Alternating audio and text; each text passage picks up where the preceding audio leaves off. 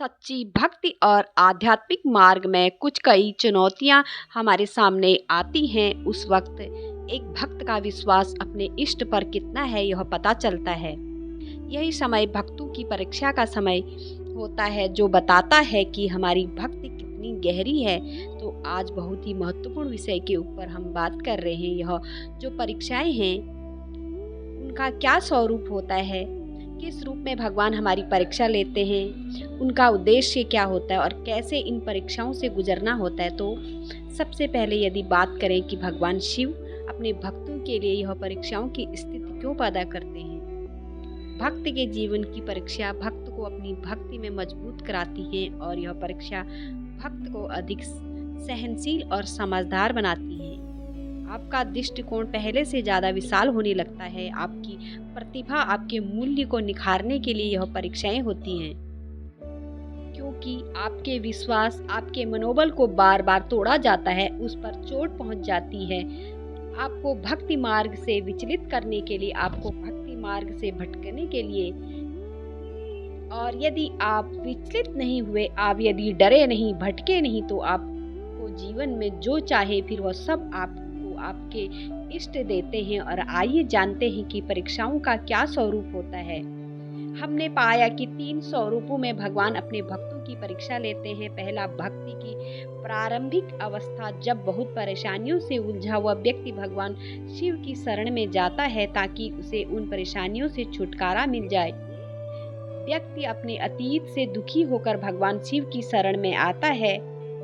यह वह समय होता है जब व्यक्ति बहुत उत्साह के साथ पूजा, ध्यान, पाठ और मंत्र जाप करता है। ऐसे में व्यक्ति बहुत उम्मीद के साथ भगवान शिव की आराधना करता है ताकि उन्हें अपने कष्टों से मुक्ति मिल सके। लेकिन कई बार इसके विपरीत भी हो जाता है। हालांकि ऐसा भी नहीं है कि आप और दुखी हो जाएंगे, पर इसके साथ साथ यह भी होगा जो हम आपको बताने जा रहे हैं। क्योंकि आप देवी शक्ति की आराधना कर रहे हो, उसका ध्यान कर रहे हो, तो नेचुरली आपके जीवन में सकारात्मकता और आनंद की अनुभूति होगी और कुछ संकेत भी आपको मिलेंगे।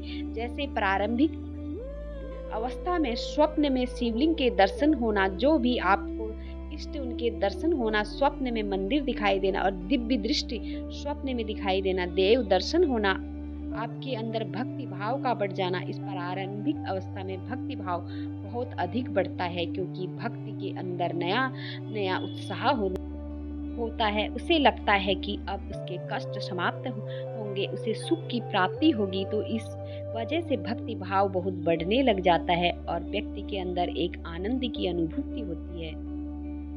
परंतु कई बार आपको भौतिक जीवन में कठिनाइयों का सामना करना पड़ सकता है, क्योंकि शिव भक्ति हर किसी को प्राप्त नहीं होती। बड़े भाग्य से, बड़े पुण्य से शिव भक्ति प्राप्त होती है।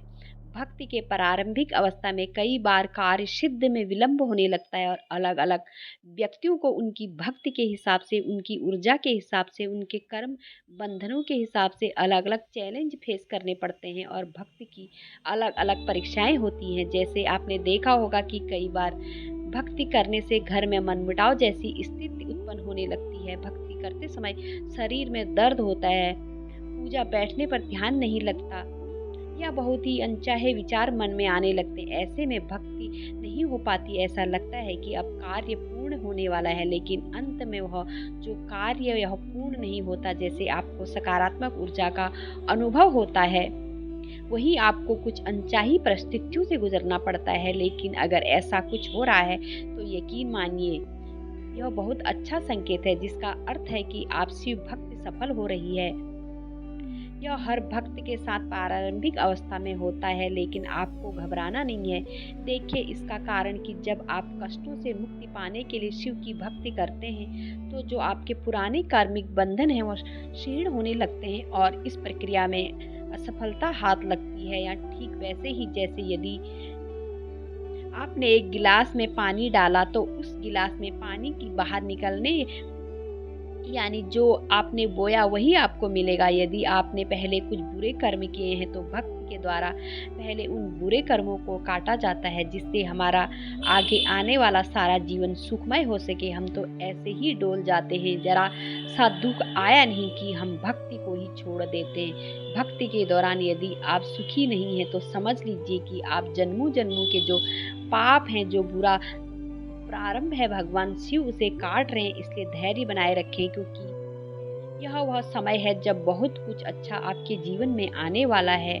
अब आते हैं दूसरे चरण में। इस चरण में भक्ति की परीक्षाओं का स्वरूप थोड़ा बदल जाता है, क्योंकि जो प्रारंभिक लेवल था उसमें भौतिक जीवन में जुड़े सुख दुख आते हैं और फिर बाद में उनका निवारण भी हो जाता है। अगर आप अपने लेवल पर दृढ़ रहते हैं, डगमगाते नहीं हैं, तो भक्त के दूसरे चरण में आपके कार्य बनने शुरू हो जाते हैं।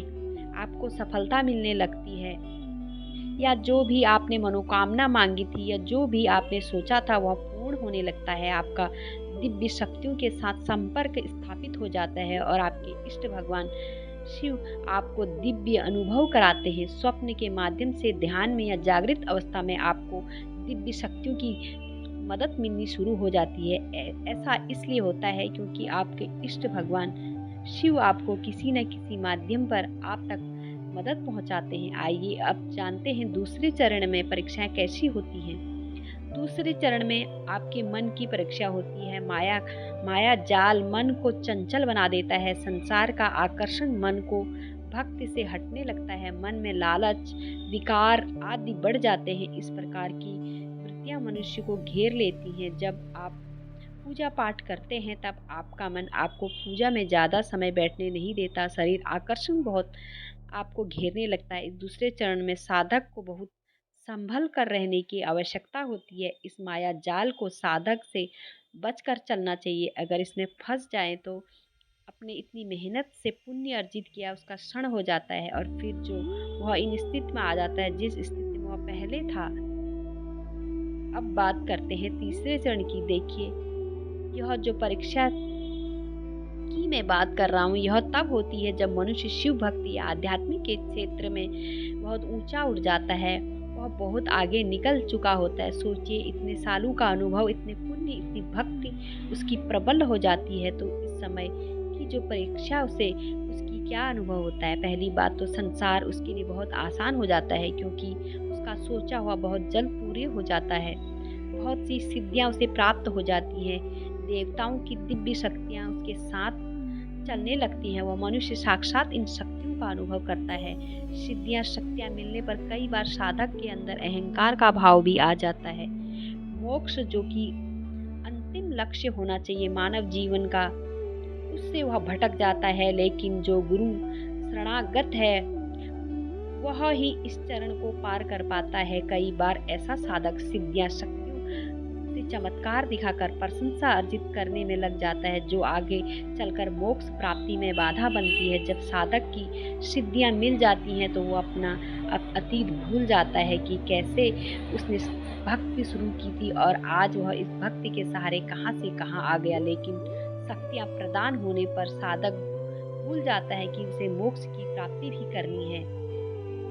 वह लोग प्रशंसा के लालच में उलझ इसी बंधन में दोबारा बच जाते हैं। लेकिन जो साधक गुरु शरणागत होते हैं वह इन सब से ऊपर उठकर अंत में शिवलोक को प्राप्त होते हैं। इसी के साथ हम अपनी वाणी को विराम देते हैं। मिलते हैं एक नए वीडियो के साथ। तब तक बोलते रहें हर हर महादेव।